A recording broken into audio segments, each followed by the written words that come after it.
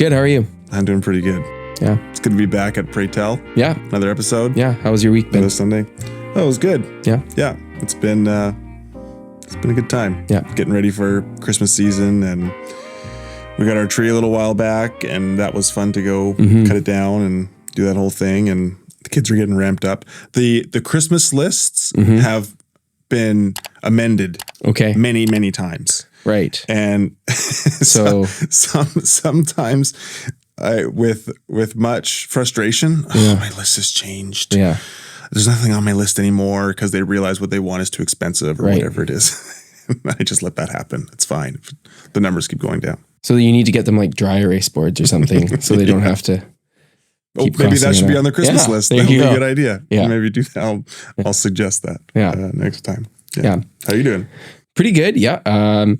It's kind of same as you, just keeping busy with work and, getting ready for Christmas. We put up our tree as well. Nice. Staff Christmas party a little while ago. Yeah. And got Christmas concerts coming up. So it's busy, but it's good. It's always a good kind of busy most of the time at this time of year. That's right. Yeah. Yeah. This week, we are going to be talking about our fourth Sunday of Advent. And Tyler, what did you want to say about this special fourth Sunday of Advent? So this year, our show notes here from our lovely producer says that it's a Christmas Eve episode. Mm-hmm. It is, in fact, not a Christmas Eve episode. Advent 4 doesn't always happen on a Sunday, the same Sunday as Christmas Eve. Yeah. Sometimes it will happen. It'll be the last Sunday before Christmas Eve. Yeah. And this year they just so happen to fall on the same date. So we're going to have a bit of it's a bit of a busy Sunday, compared to other years, just because a lot of Anglican churches will be having two services on this Sunday. They'll have their Advent 4 Sunday service, kind of the regular, usual Sunday service, Sunday morning, typically, and then all the linens and the hangings and all the different colored banners will get changed out, usually later that day or later in the evening for the Christmas service, and. At St. Matthew's, we have a Christmas Eve service that would normally be a midnight service, but it's not at midnight. It's at 4 p.m. just for younger families and things like that. But other Anglican churches, they'll have Christmas Day services, or they'll have actual midnight services, just to kind of bring in the new season, we're entering. We've kind of come to the end of Advent, and now we're into Christmas. Yeah. So it's you got to check on what the local Anglican church that's near you is doing. But it's a bit of a funny year that way this year. So wherever you are, if it would be a good idea to, I guess, check out what times the closest Anglican church to you might be having their services that Sunday. For us here at St. Matthew, we have our normal 11 a.m. Service, Advent 4 service, and then, as Tyler mentioned, our Christmas Eve service is at 4 p.m. this year. Yeah, that's right. So if you want to come visit us, that's great. We're in Abbotsford, and it's 2010 Guildford Drive. That's right. Yeah. Come on out. So before we get into our episode this week, Tyler, we've had a few people, since we aired our first episode, comment and just bring up the question of how do we know each other? Like, why are we the ones sitting across from each other doing this? Yeah, because we have no special expertise in this area. We go to St. Matthew's. We've been going to. I've been going to Anglican churches now for 10 or so years, and you've been going for six or so. I think we both go to the same church. Yeah, we've become friends just because we're in a similar demographic, and we both have young families, and kind of made that connection early on. And I think when you guys started coming, it was just after we started going, and we were more or less the only people under the age of 45, 50, us and our families that were attending there. So since then, we've had more young families come on and take on. But we have a common interest in the Anglican Church. Yep. We like talking about this stuff. Yep. And the idea came up from some members of the leadership team at St. Matthew's to see about a podcast and what could we do. And I don't know if volunteered for it, or we were voluntold to do it, or what it was. A little bit of both, maybe. But we kind of we liked the idea, and so we thought, well, we'll do this. Yeah, we like talking to each other. Yeah, so let's sit down and talk to each other. Yeah, and I think just to add a little bit more background from my end too, my wife and I actually visited St. Matt's before you and your family ever came here. Yeah. When we were not long after we got married, we were looking for churches. We checked this one out. We came a couple times and then moved on for a little bit and went somewhere else. And then when we came back almost a year later, and then we were here for good, I think you had come in that time and we were like, wow, there are young people here now. We've got to stay. And I think you and your wife kind of were like, they better stay. We really hope they stay. Yeah. And so from there, it was a pretty easy connection. And I think there were one or two other young families that had come in that very similar time period. And it was very natural for us to kind of connect because, I mean, we didn't have kids at the time, but you did. But we're all kind of, like you said, in that same age demographic and stage of life. So that's kind of why we're here. Why we do this. Yeah. It's been fun so far.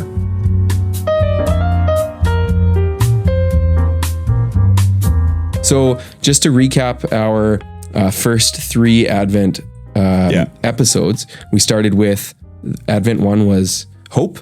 Theme of hope. We talked about the readings, kind of how we see that theme in our own lives where we find hope. Then Advent 2 was peace. Mm-hmm. And then Advent 3 was joy. And joy is the one with the different colored candle. We have our pink candle here. So we discussed a little bit about why this candle is pink and a different color. And Tyler, why don't you just remind us what the meaning is for that different color? So the third Sunday of Advent is the theme of joy.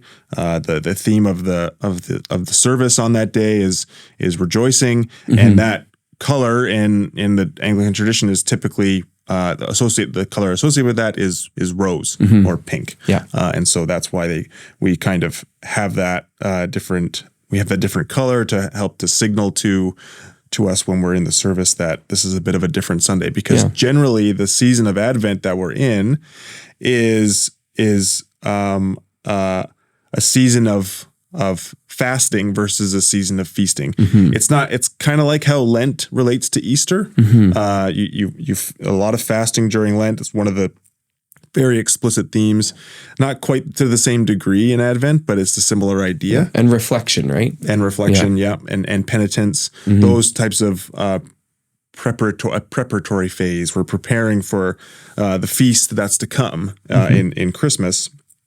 And the third Sunday of Advent is designed to be a bit of a reprieve from that. We kind of take the opportunity to remember that what's coming is really exciting, and we can rejoice in that. And that's what the readings are geared towards that. The hymns, the songs that we sing in the service, and many of the prayers are kind of contemplating that. And so we use I like how the pink color kind of every year, because you kind of forget that there's a different theme to that Sunday. You kind of see it and you're like, oh yeah, this is the different Sunday. And you can sometimes feel it and see it in the service in very real ways. Yeah. But now we've come to Advent 4, the fourth Sunday of Advent, different theme, and the theme of love is what we're talking about today for this Sunday, and especially there's a bit of a theme for Mary, Mary, the Mother of God. Mary looms large in our readings this week. She definitely does. But before we get to that, not a great segue. But a segue nonetheless. Yes. We have a couple of fresh beverages here. Yep. We also received many comments about why, in fact, we drink beer on this show. Yeah. And I just thought it's a delicious treat. Yeah. And we've broken bread and drank beer many times before in our in private life. Yep. And I always like getting together and talking with you over a cracked can of beer. Yeah. And so we thought, why not keep that theme going for this? Yeah. And you picked this one up. I did. What did we get? Yeah. So this is from Sidekick Brewing in Chilliwack, which is a fairly new brewery. It's kind of right by the Vetter River and Vetter Mountain Road by the river. Beautiful spot. And it's called the Host with the Most Barb Caramel Cookie Ale. And it's got these Barb-isms on the can. Yes. Like everyone has a friend named Barb with these kind of sayings, I guess, according to them. I don't know anyone. Well, I know people named Barb, but I don't know if I know a Barb like this. No. But this is got flavors of caramel and biscuit with subtle milk chocolate background notes, it says. And it says it's basically caramel cookie in liquid form, which sounds really delicious. I can see why you bought it. Yeah, it stuck out to me. Also, I'm drawn to beers with interesting labels, and this one really stuck out to me when I was looking on the shelf. So nice. Yeah, are you ready to try it? Let's crack them. Let's crack them.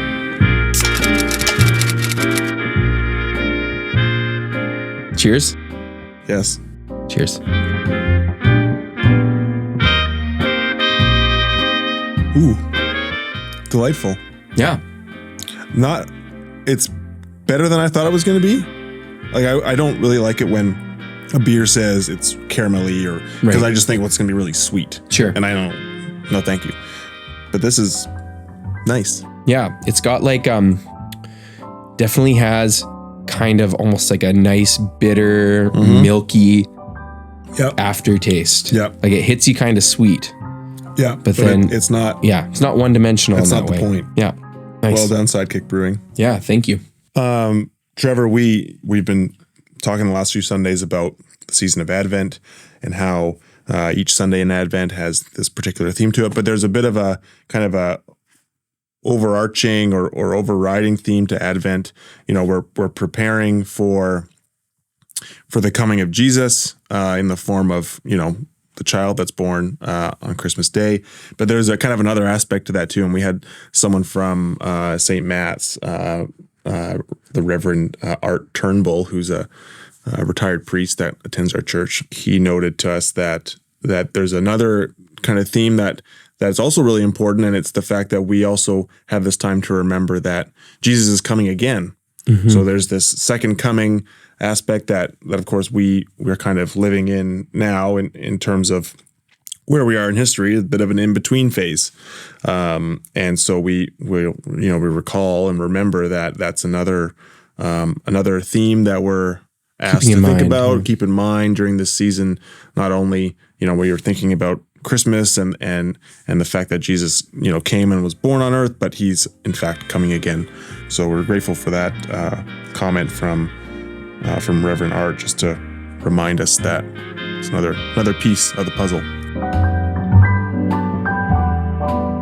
So Tyler, each week we like to include some kind of trivia or interesting fact. Right. What do you have for us this week? So one of the readings that we have, the gospel reading for this Sunday, is traditionally known as the Annunciation of Mary. And that event was basically the day that her something like conception or, you know, whatever occurred for her to become pregnant with Jesus. Notwithstanding the science, but whatever, it's an interesting comment. Is actually associated with a feast that happens later on March 25th. So on March 25th is traditionally the feast of the Annunciation. Okay. And that feast date was fixed because eventually, you know, the 3rd or 4th century or so, the church decided that Christmas would be December 25th. We don't know the date that Jesus was born. But at some point, that date was fixed for some good reasons that we won't go into now. But when they backtracked 9 months, because we still gotta, even though it's a virgin birth and a virgin conception, we're still going with 9 months. And so the feast on March 25th is associated with this reading, the gospel reading, and kind of ties into Christmas just 9 months ahead of time. And that feast usually happens right in the middle of the major season of the church being Lent, where we're preparing for Jesus' death and resurrection. Yeah. And so you get this interesting tie-in between the seasons, between the Christmas, because it's really a Christmas feast in the middle of Lent. That's because you're thinking about what's happening 9 months later. Right.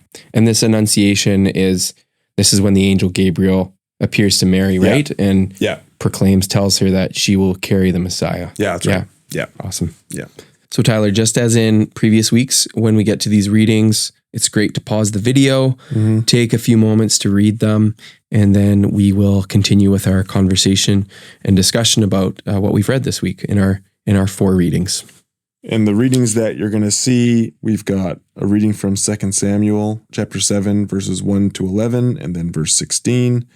Canticle 18, which is a song of Mary that's in the Book of Alternative Services, taken from Luke chapter 1, 47 to 55. There's an optional psalm, but we're not going to talk about that one today. Then there's a second reading from the book of Romans in the New Testament, chapter 16, verses 25 to 27, and then a gospel reading, which is in the Gospel of Luke, chapter 1, verses 26 to 38 for this Sunday. Trevor, as you kind of worked through these readings, especially the gospel reading where we hear a lot and learn a lot about Mary and what her role is, I was thinking about, growing up, like what I kind of thought about what I was told about Mary and told about Mary's role, especially around this time of year. What do you remember about that? Any recollections or anecdotes or memories? I, as a kid, I think when Christmas season rolled around, I could never remember where in the New Testament, which gospel had the account of the Christmas story that I liked the most. Right. Because there's multiple ones, right? And it always took me a while to remember and find, it's the one in Luke I like. And that's where our readings come from this week. So it starts off with this Annunciation, as you mentioned a few moments ago, and Gabriel appearing to Mary and telling her, hey, you are going to carry this Messiah. And I don't think I really thought too much about that, because I was always just wanting to get to the rest of the story that comes later on in Luke at the beginning of the book. So I don't know that I have anything like really specific that sticks out to me as far as a memory or how I read this as a child. Other than that, I always liked Luke's account of the Christmas story the most. And I'm not sure why that is, but I think it's maybe, it's not that it's poetic, but it's got a good narrative. It's kind of got some of the drama, and it just tells the story really well. So, and this is a great introduction to that story. Like whoa, this big thing is happening. All of a sudden an angel is appearing out of nowhere to Mary. And then we're going from there. The story just kind of picks up a lot of steam. It doesn't slow down. Yeah. So I think that's the idea that there's this story happening and then there's a whole bunch more to come, I think is a great reason why the season of Advent exists, to stop at the end of this story and to remember that we're not there yet. Like we have something to think about here. The people who wrote the readings and who've set up the readings in the way that they've done it. I assume they did it intentionally to kind of get us to this point in the story and then say, okay, it's not that you can't think about what happens after. Of course, it's natural to, and if you're a thinking person, but let's pause here. Let's not go to the next part, because the next part, even though it's going to happen later today, isn't here yet. We haven't transitioned yet. And so let's pause and think about what has just occurred and how, the angel Gabriel has come to Mary. He's said some very weird things to her, put a lot of pressure on her to perform. I think historically it's pretty reasonable to assume that Mary was maybe 13 or 14 pretty or young. 15, like very likely. It wasn't uncommon for young women who were just married, and we know she's married to Joseph, so he was probably a little older, and she was probably very young and getting ready to conceive of their children and to kind of take on the normal role, and that she kind of gets fired into a whole new life and a whole new role here in a way that would have been very disruptive, obviously incredibly odd and remarkable in her own experience, and dangerous in many ways, just because of the role of women and the place of them in this culture was very different from, I think, what we experience in our Western modern culture. I think when I was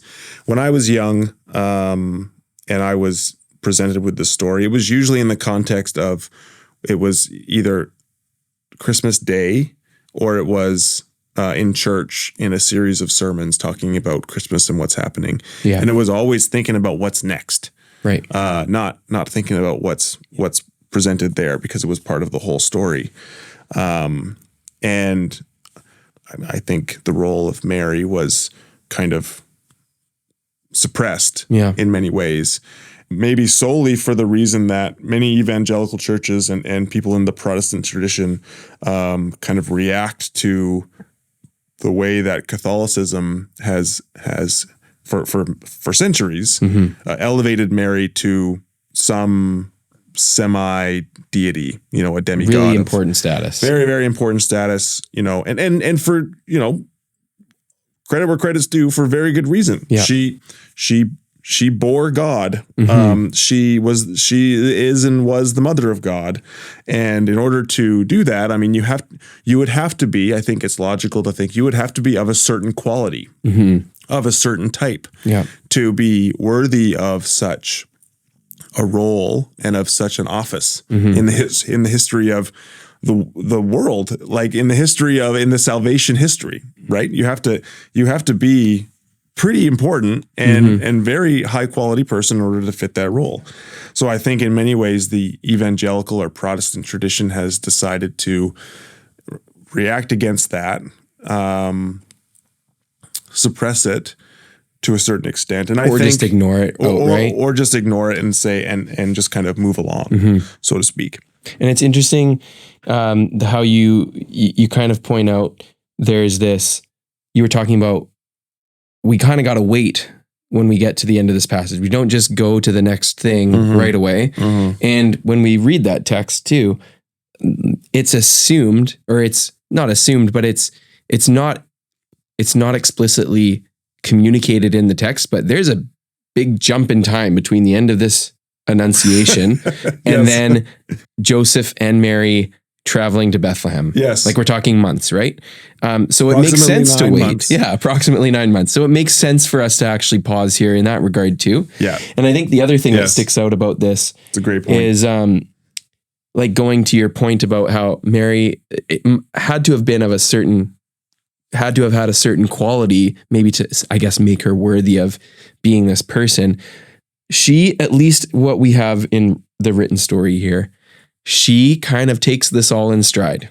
She doesn't. She's not like Moses in the burning bush and be like, no, I can't do this. Right. And making excuses. Yes. She's like, okay.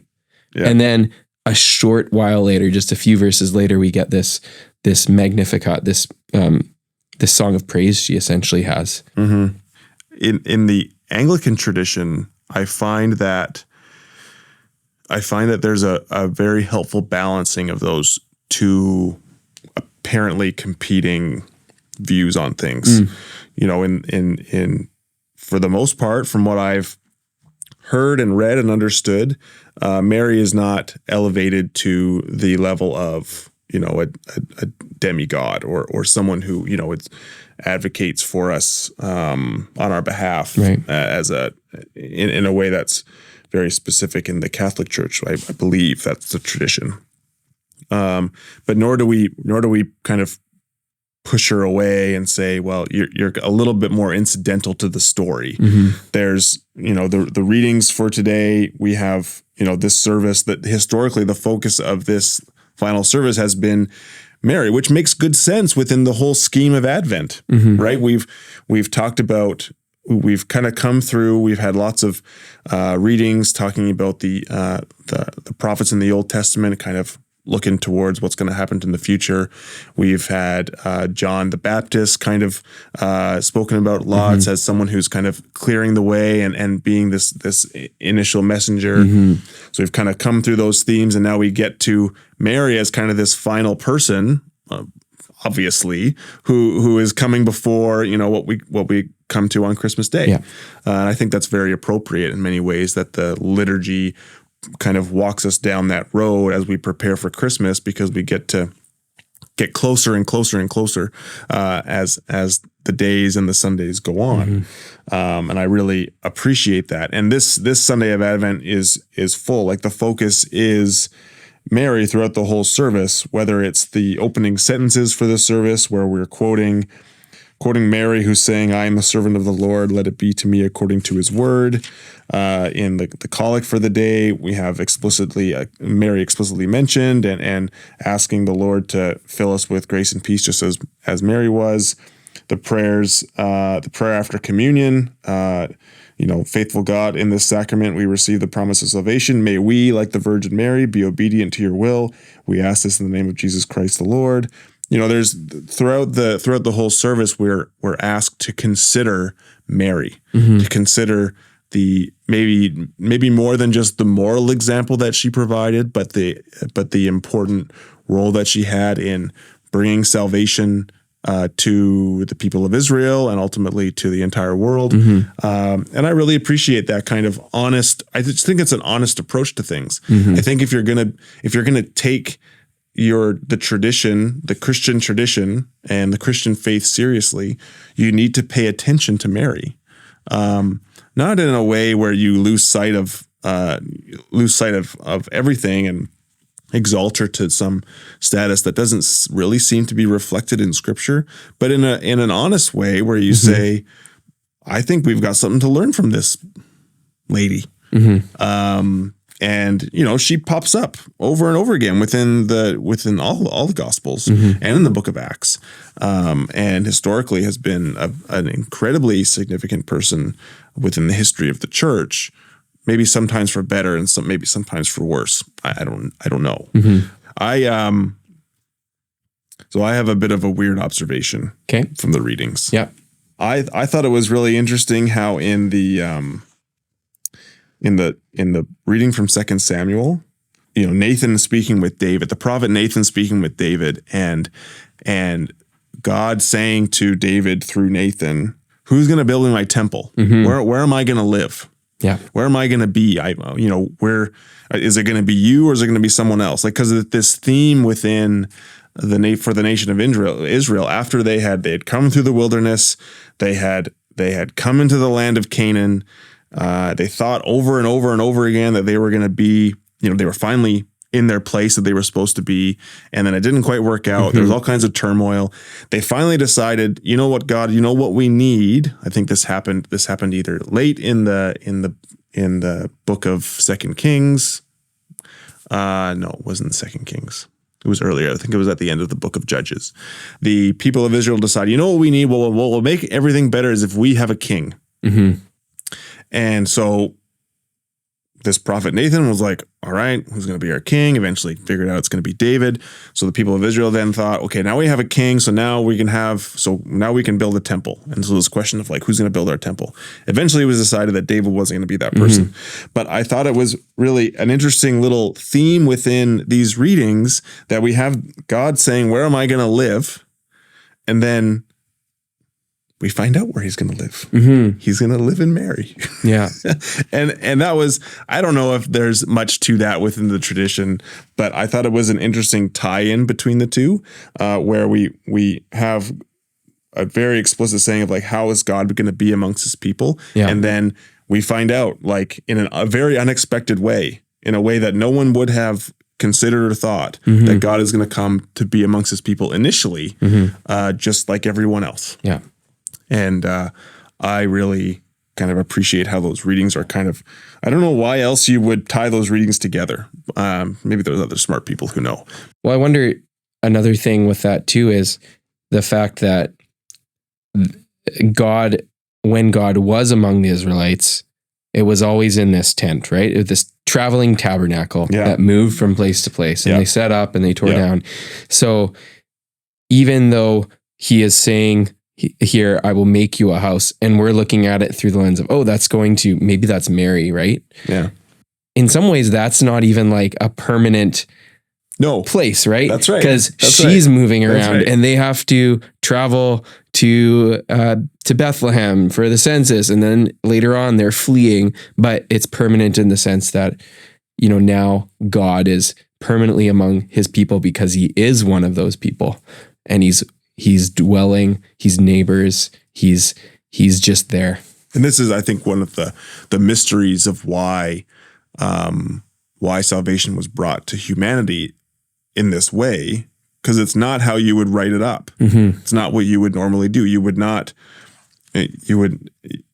if the deity is coming to earth, the perfect, separate, immortal, eternal deity, it seems like it would be very difficult to have a woman carry that baby.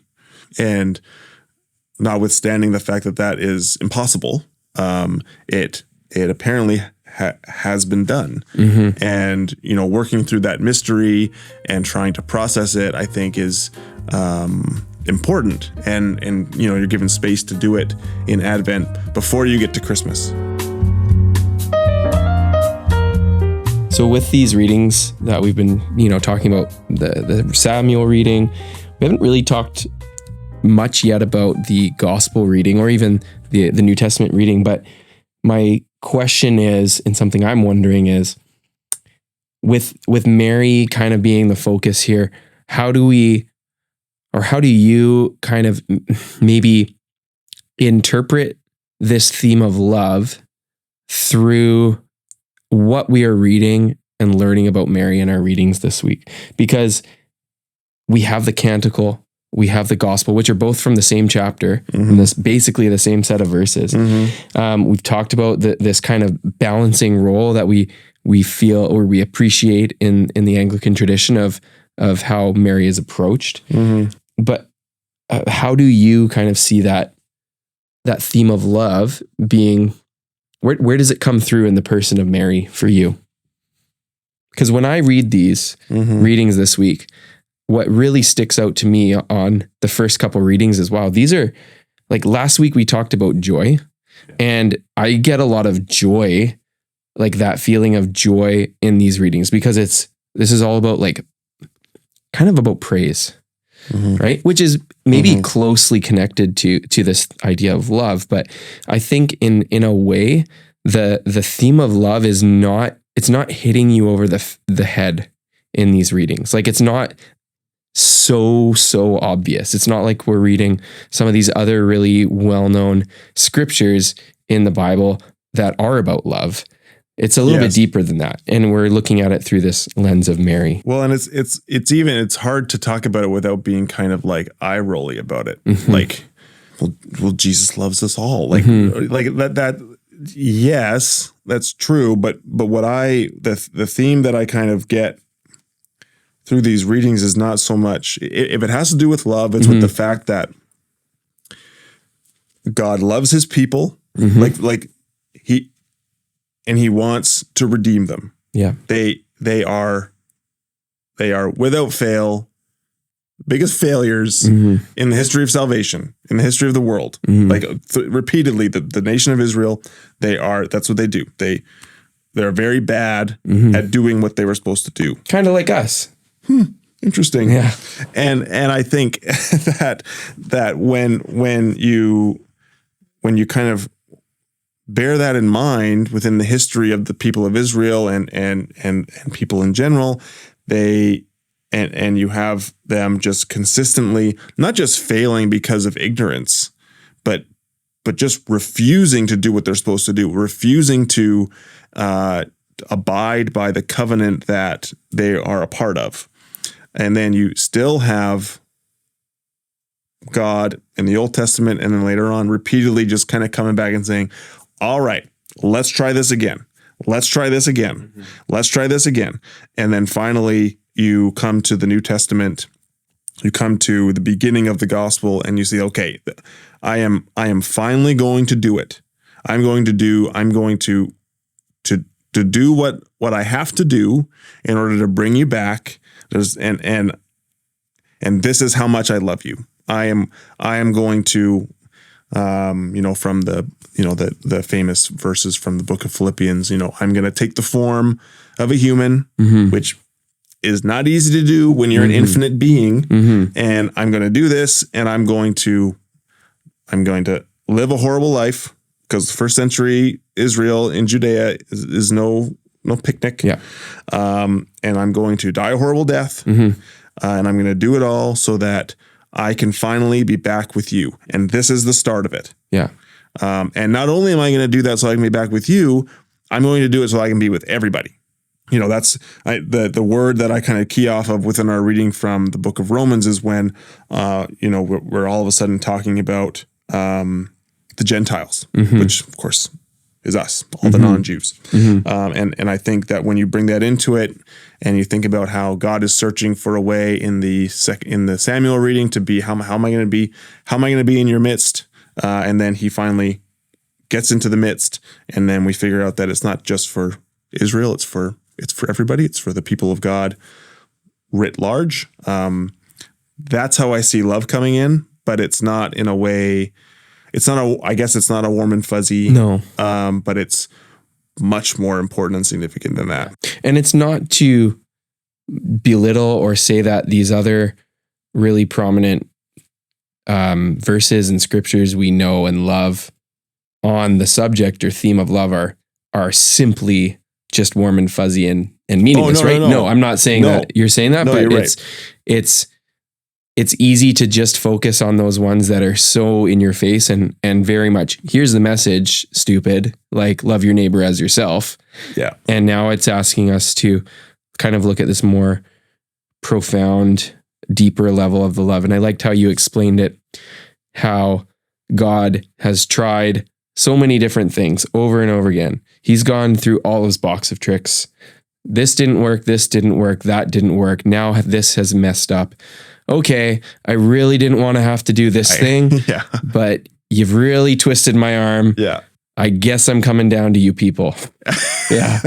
I think it's funny to think about it like as a thought process like that. I'm sure that's not what happened, but it, as we're thinking about it, I think it's instructive to observe it like that. Yeah. Because ultimately that's what we're doing here. Yeah. I love my children very much, and they regularly just do silly things.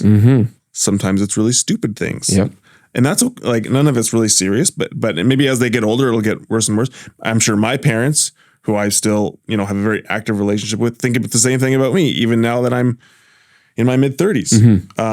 And that's irrelevant to the whole thing. You keep doing this strange, silly thing. I tell you not to do it because it's bad for you. It's bad for us. It's bad for whatever, but you keep doing it. Yeah. But that doesn't matter. I'm not going to stop.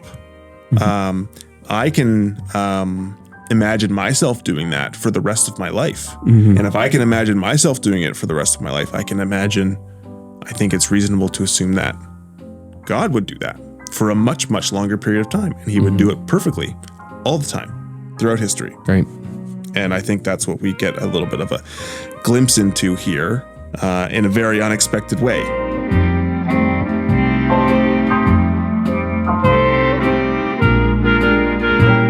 So once again, if you want to join your nearest local parish Anglican Church on Christmas Eve, please check out whatever is close to you. Find out when they're having their services. And if you're in Abbotsford or you want to make the trek to St. Matthew, we'd love to have you. We have our Christmas Eve service at 11 a.m. And our Advent 4 service at 11 a.m. and our Christmas Eve service at 4 p.m. Yeah. And our address is 2010 Guilford Drive. It's right off of Marshall Road in Abbotsford. That's right. Thanks everyone for watching this latest episode of Pray Tell. Feel free to comment below with anything that you are wondering about or want us to talk about, or questions about anything that has come up during these episodes. Tune in on Christmas Day. Our episode's going to be posted early in the morning, so you can listen to us while you're opening presents. I'm sure that's exactly what you want to do. Trevor, it's been great talking again. Yeah, it's been fun. I look forward to the Christmas season and talking about Christmas Day and our final candle, this big white one that's kind of just been waiting, the Christ candle. Good stuff. Thanks a lot. Thanks. Bye.